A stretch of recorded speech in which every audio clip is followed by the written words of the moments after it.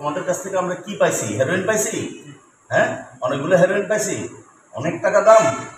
তোমার বাবা আর তোমরা, তোমার মা এর সাথে জড়িত? কে জড়িত?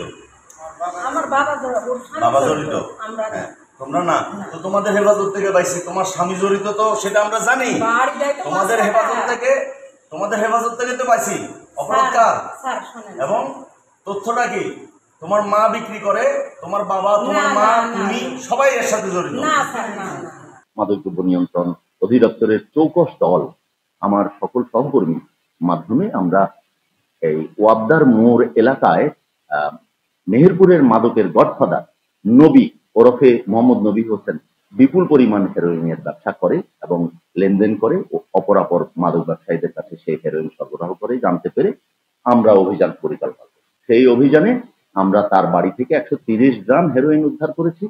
বিক্রয় লক্ষ্য অর্থ 62,830 টাকা উদ্ধার করেছি এবং খুব বড় মাপের একজন ব্যবসায়ী, হেরোইন ব্যবসায়ী, এটা বুঝতে পেরেছি তার ঘরে দুটো অত্যন্ত সূক্ষ্ম পরিমাপক, দুটো ডিজিটাল যন্ত্র, ওজন পরিমাপক যন্ত্র উদ্ধার করেছি এবং জব্দ করেছি। মামলার ব্যবস্থা আমরা প্রক্রিয়াধীন আছে। আমরা দ্রুতই থানায় মামলা দায়ের করতে যাচ্ছি। আমাদের সকল কার্যক্রম অব্যাহত আছে। মাদকদ্রব্য নিয়ন্ত্রণ অধিদপ্তর অস্ত্র এবং গাড়ির স্বল্পতার কারণে এখানে অভিযানে হয়তো কিছুটা আমরা অনেক ক্ষেত্রে বিলম্ব হয় বা সফল হতে পারছি না। আমরা চেষ্টা করছি, আমাদের চেষ্টা নিরন্তর আছে।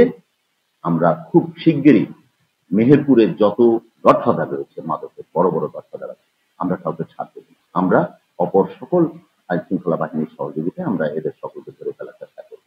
জনগণের কাছে আমাদের একটা ছোট্ট আর্জি আছে, আপনাদের সন্তান, আপনাদের পরিবার, আপনাদের ভাই, এদের যদি বাঁচাতে চান আমাদের তথ্য দিন।